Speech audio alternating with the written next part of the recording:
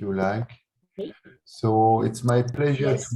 to introduce Yanni Xiao from Xianjiang University in China. She will talk about determining travel fluxes for reopening in epidemic area. Okay, please. Okay, thank you.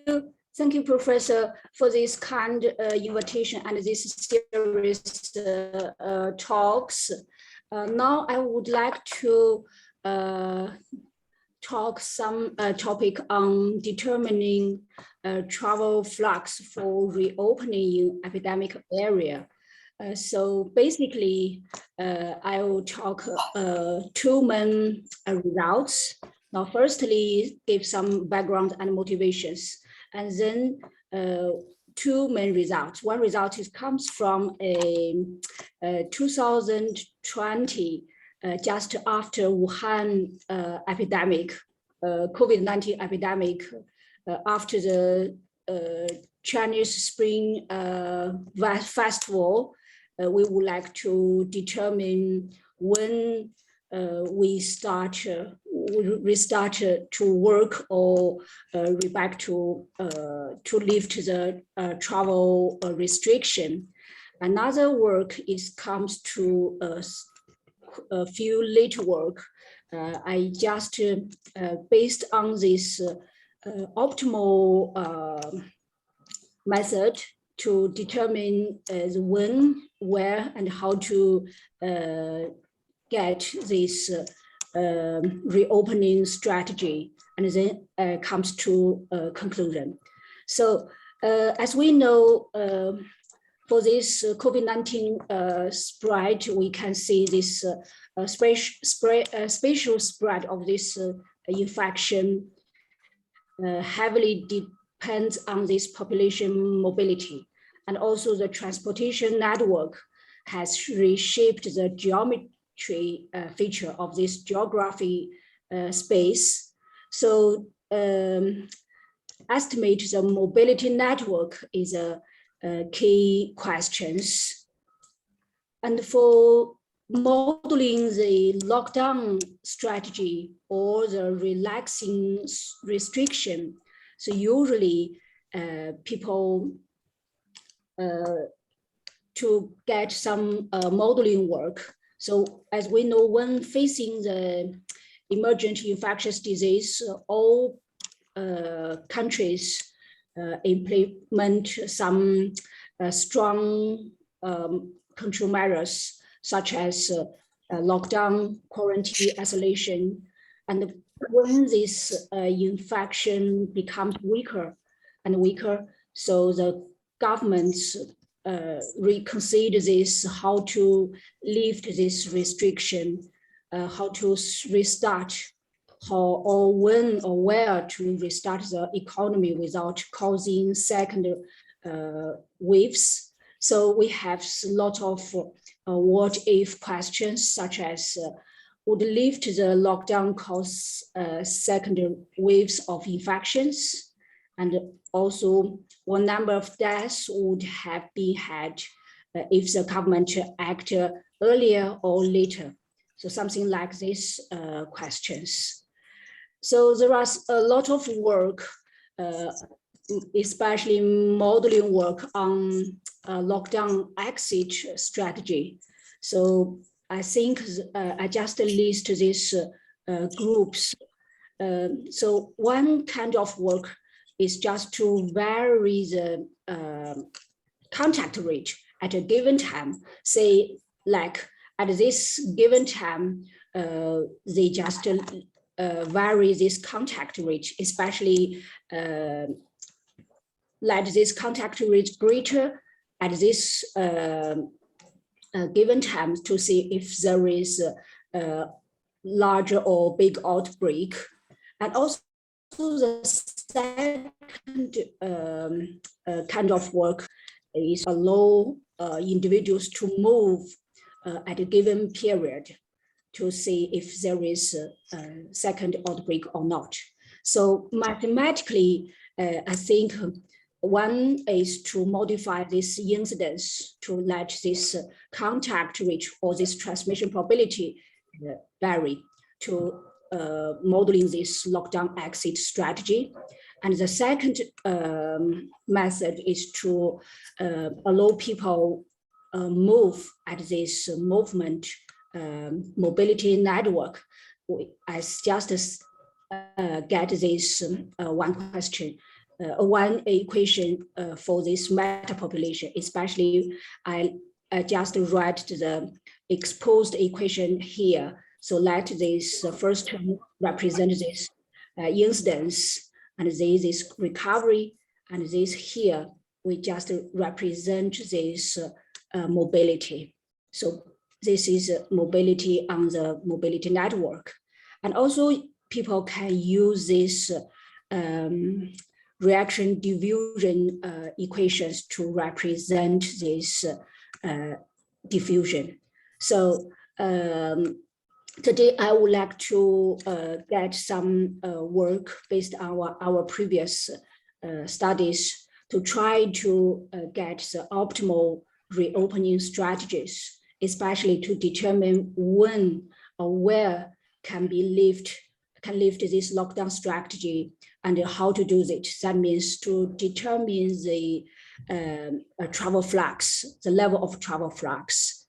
So I think the first main result comes from this metapopulation. I use this kind of mathematical model to say if we allow people movement at a given time to see if there is second outbreak later. I just simulate this metapopulation on the mobility network.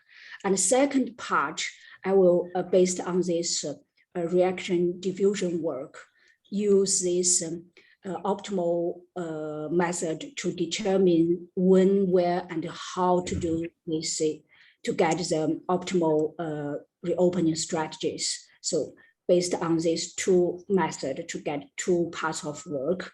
The first work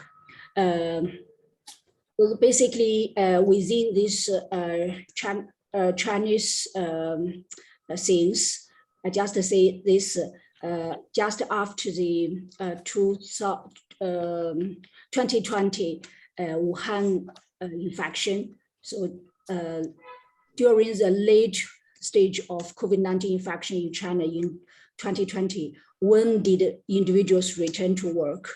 That means we need to determine the date of resumption of work after the 2020 Spring Festival. Basically, we would like to consider the whole country, how to determine the date of resumption of work. But you know, China is quite a big country, and also the control measure or the infections is quite heterogeneous. So we just focus on this only Hubei province. So we just focus on Hubei province to see if these several cities can be lifted or not.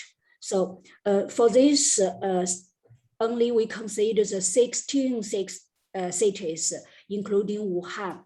So we use a metapopulation model and a movement network within Hubei province to see when did individuals can return to work.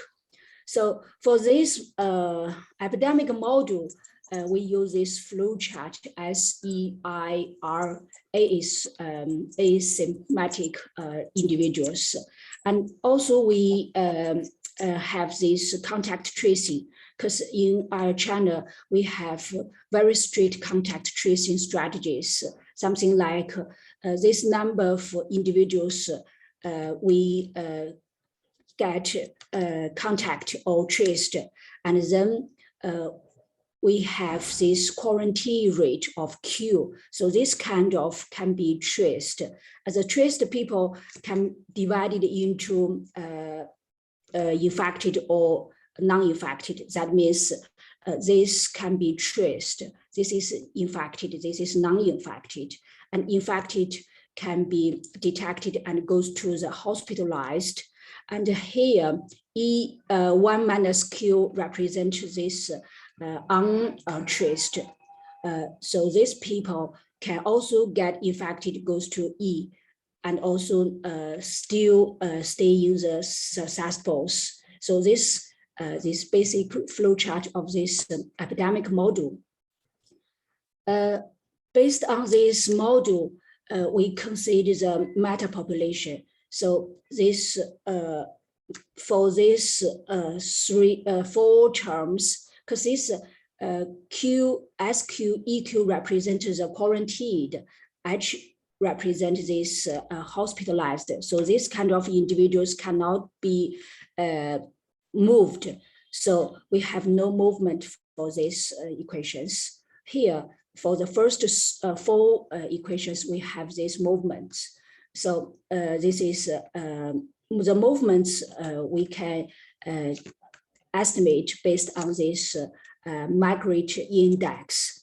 So for these movements, we have, because the 23rd of January 2020, Wuhan has been locked down. So from this time period, we see this is just before this Spring Festival. So a lot of individuals just move out from Wuhan. So we can say this is positive.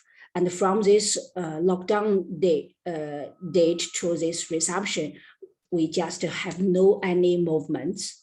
And for this resumption date, we just assume lots of people move into this Wuhan city. So we just, based on this migration index from Baidu website, get this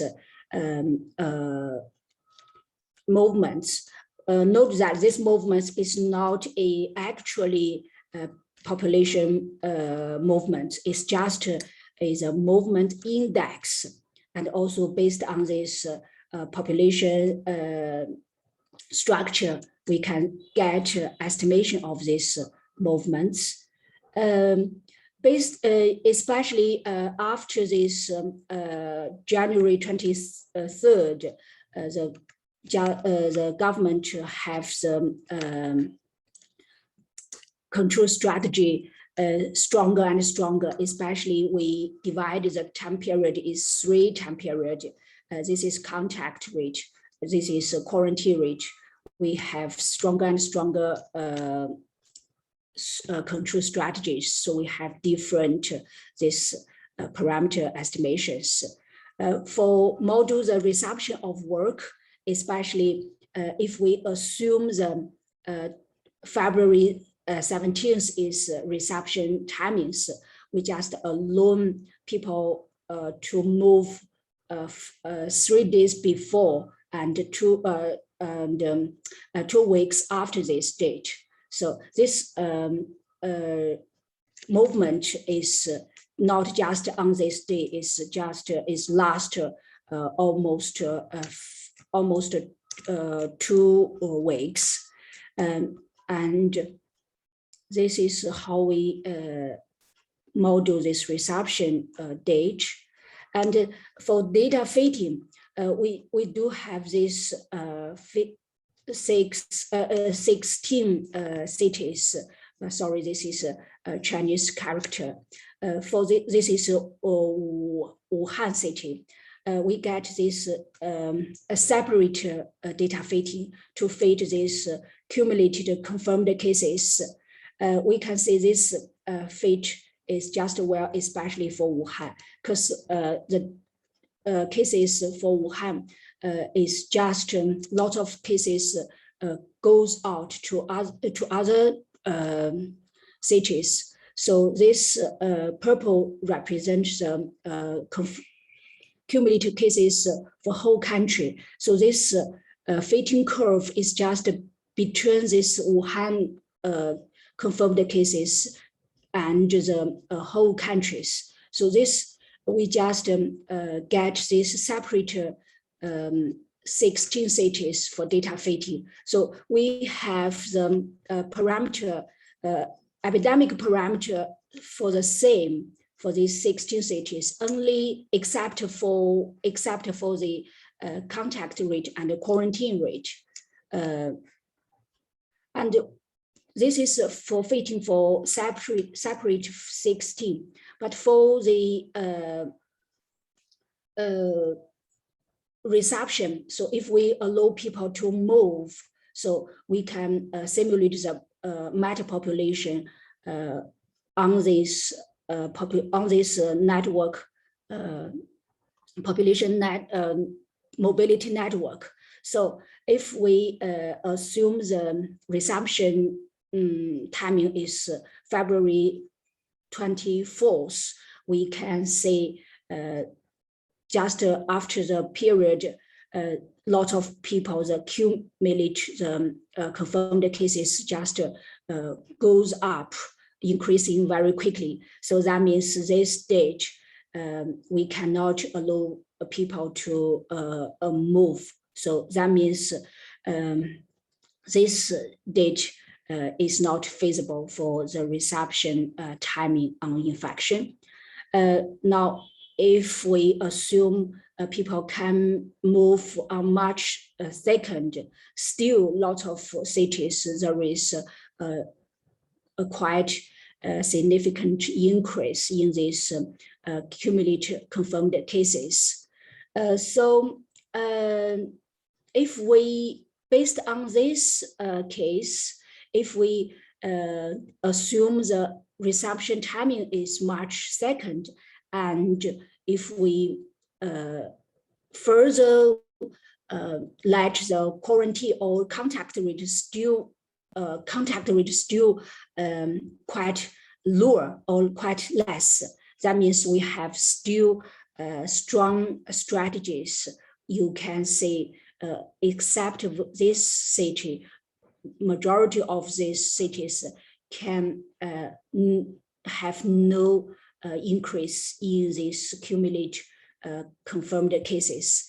That means if people can allow to move at this time with these relatively strong control strategies, so the number of cases will not increase significantly. So that means with a strong strategy and this unconditional of this strong strengthening prevention and control strategies while returning work, so that we can allow people to move and can return back to this work.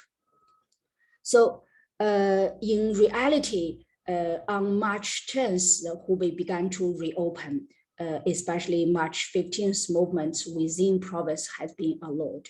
So that means our result is relatively consistent with the reality. So, but this result is just about 1 month earlier to get this result out.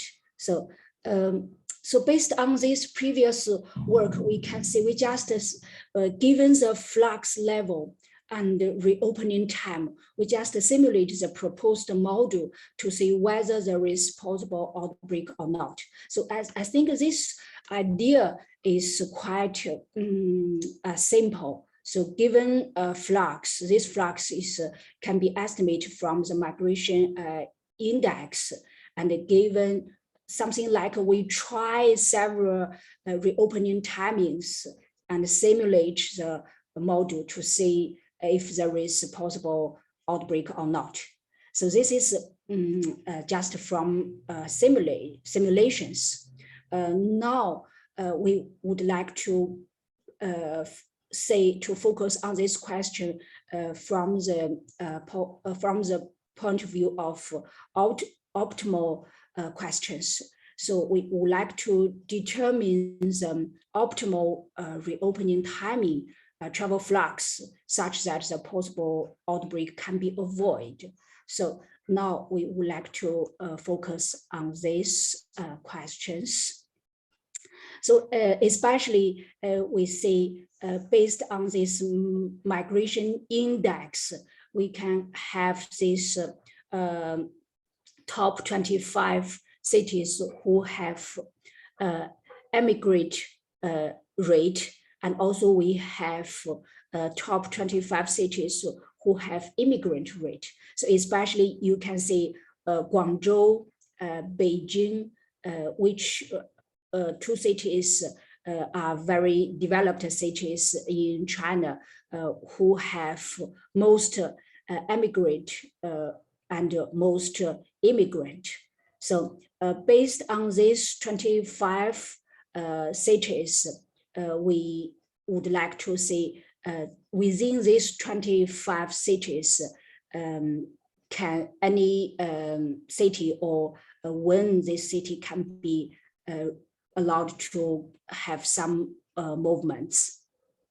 So here, based on this data, we have no directions, individual movements. So we would like to get some data to form the mobility network. For this mobility network, we can, based on this gravity model, to get this mobility network. Gravity model, we can get this Wij. This is a formula. Here, Mij could be mass, population size, or GDP of city I and city J. This Rij is geographical distance between theta I and theta J. So based on this formula, we can get the mobility network among 25 cities. We can plot on this map. So we can get the estimate the relatively population flow is constant with observation, because it is difficult to get these real movements. But fortunately, there is a work have something mobility between Wuhan and other cities. So we can have this, our estimation and this observation is very, we can say our mobility, our estimated mobility is consistent with observations. This is only we can get from references. So, and also from this mobility network, we can see there are high population flows among cities with larger population size, and the eastern cities with more developed economics in mainland China, and the darker arrow represented more flows, and the bigger red points represent the more population size. So this is quite natural, especially the mobility network is estimated from this formula. It's still the mobility network is not a real one. And based on this mobility network, we can define this connectivity between city city I and city J. And based on this connectivity, we can get this transition probability matrix. And based on this Pij, we can define this diffusion distance. For this diffusion distance, we can show here, especially the center represent Wuhan city. And this bar, the longer represents this, these cities have long diffusion distance to Wuhan.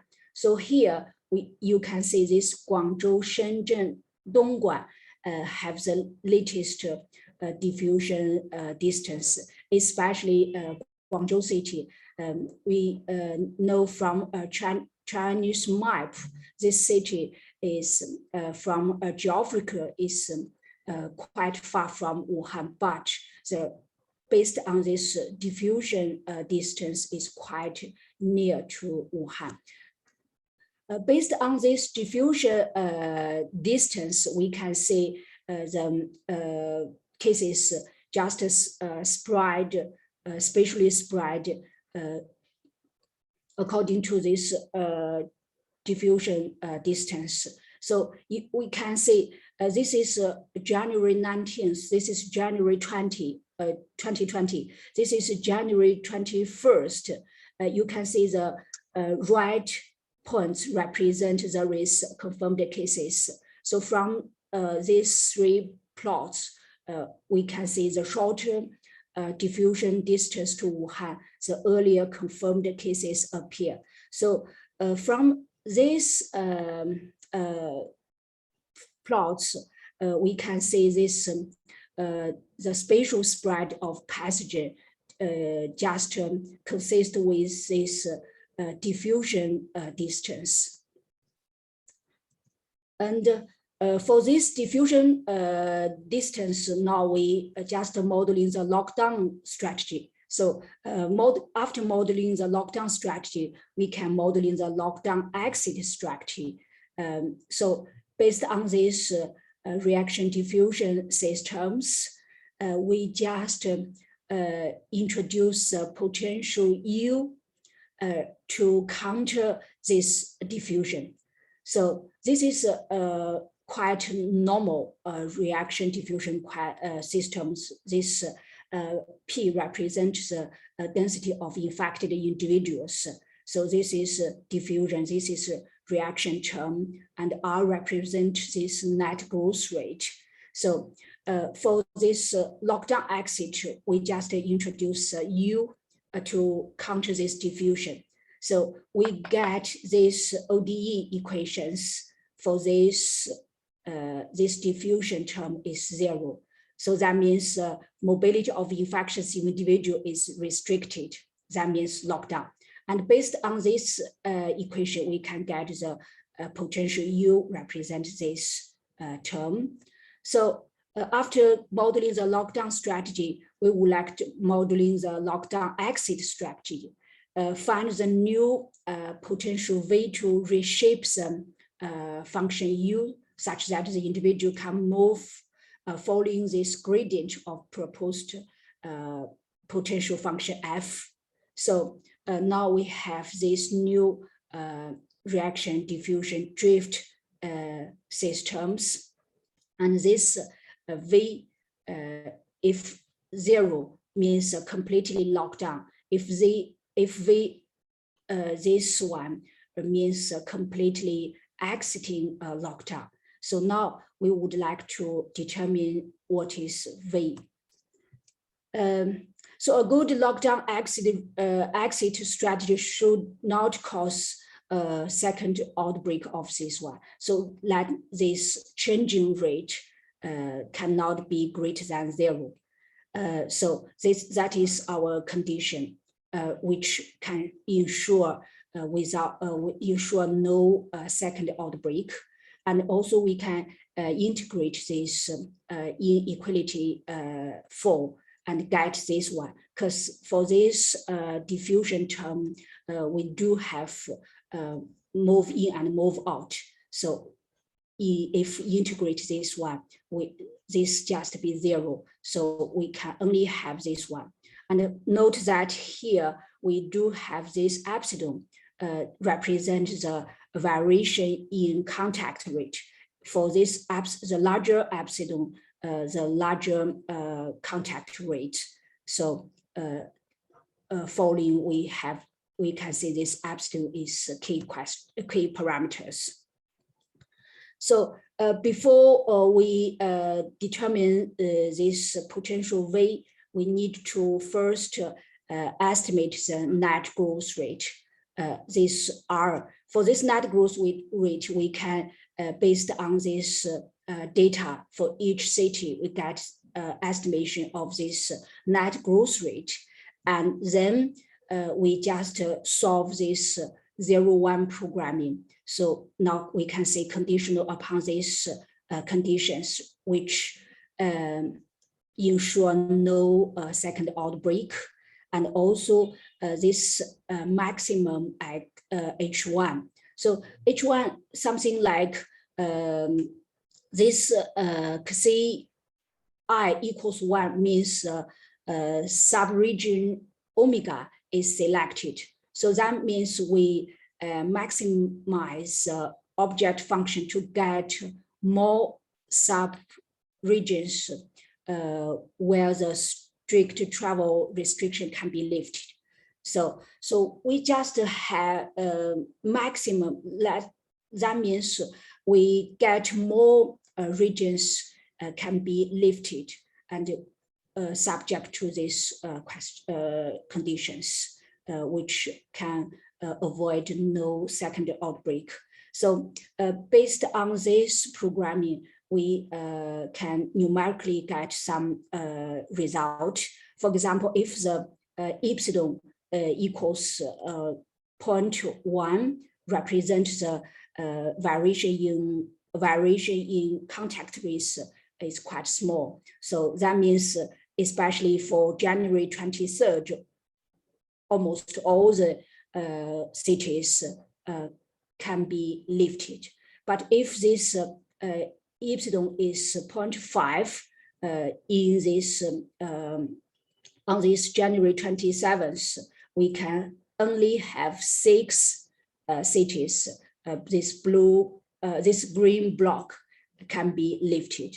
But if this epsilon is 0.54, even February 21st, there is no cities can be lifted. So that is, we can get this which region can be lifted. So for the excuse me, your talk is 30 minutes long. You are already 2 minutes longer. Okay, I'll conclude. Right. You should conclude now, right? Right. So this we can get some levels to use as approximation theory to get the diffusion map, to get this optimized questions, to get the level of flux. So level of flux, and get note that this we only get some net flow matrix, and we can get the one-way level flux. So this is relatively flux, and also we can support test our flux. And also support our conclude the population move from cities with higher potential to lower potential cities.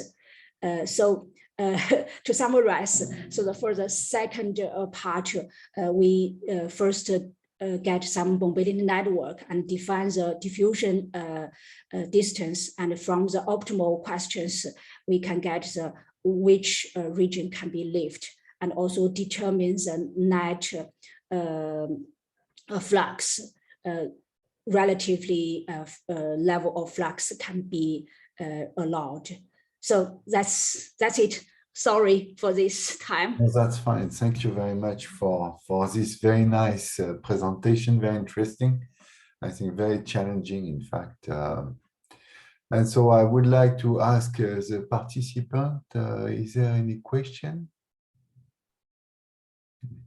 Yeah, I think you can leave your slide because I will have some question anyway, right? Okay. So anybody has a question, please don't hesitate, right? If you something, could you put your slide back, please? Because then I will ask you some. Could you put the full screen, because it's not visible, in fact. It's difficult to see now. I would like to see again the figure where you had all these cities and you are deciding for the reopening or not, right? Because it's kind of this one, this one. So I want to make sure I understand what's the meaning of the black and the blue curve, right? Curve. Oh, The black and the blue. What's the meaning? blue curve is no movement. Black curve is with movement. So with movement, you can see after a period of movement, there is an increase in the cumulated confirmed cases. Right. So that means this movement is a risk. Right. So you change basically I see. Yeah. And so you fit the data. I assume that the red dots correspond to the data, right? Yes, red dots corresponding to the data, which is confirmed, cumulative confirmed cases. And so, but that's a global. And what are you changing exactly to say that the people start to move again? So you allow the people in the model. What are you changing to allow the movement? So the flux from one place to the other is non-zero then, or? This is actually a direct weight mobility. I see. Yeah. So depending on the number among these 16 cities, we can actually estimate this weighted directed mobility network. So it means depending on the number of people in each place, you would put some weight, right? Yes. Yeah. Right.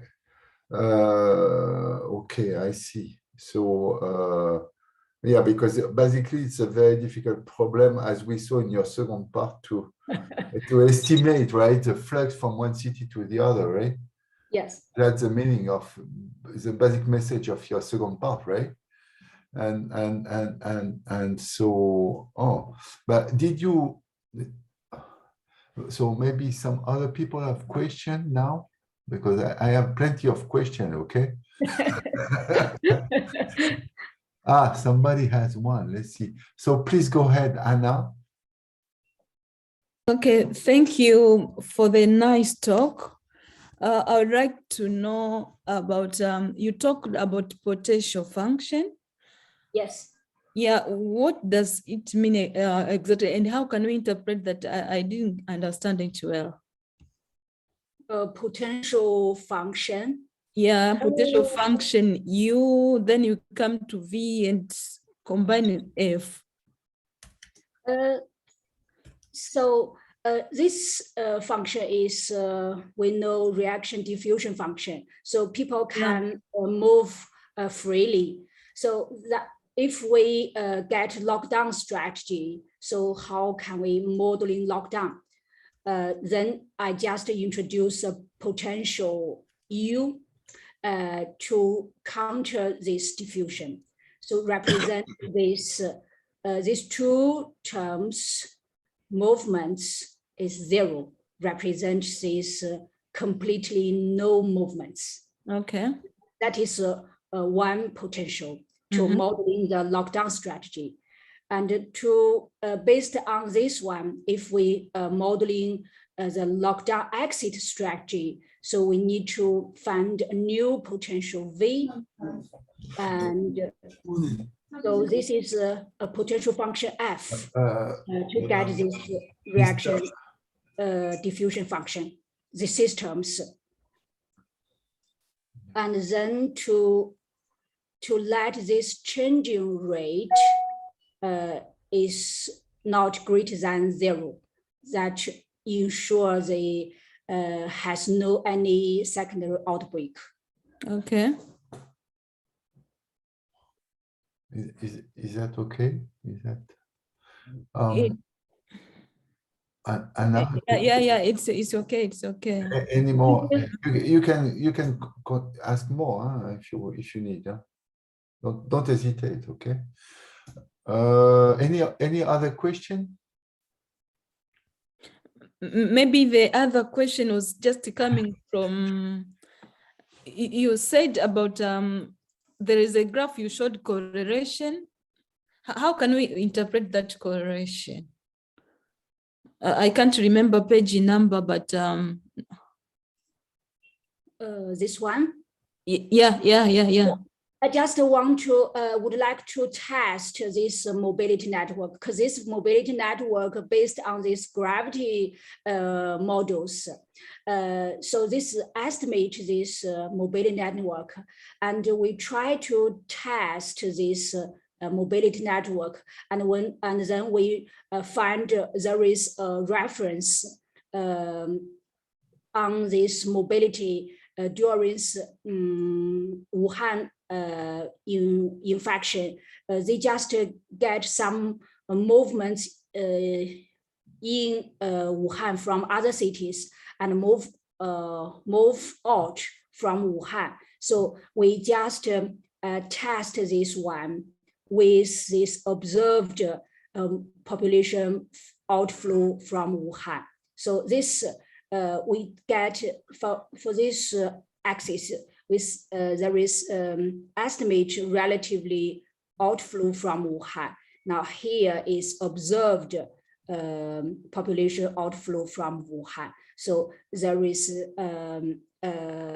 correlation. So we just can believe this estimated mobility network via this gravity model is feasible. Okay, thank you. Maybe I can leave for other to ask also. Thank you. Thank you. Okay, so maybe it's good time to stop here. If any other question from I would like to thank you again for this very interesting presentation. And so if there is no more question, we can stop here, and I will put your presentation on the web page of the webinar. Okay, so thank you very much. Okay. Okay, thank you. So bye bye everybody. Okay. Bye bye.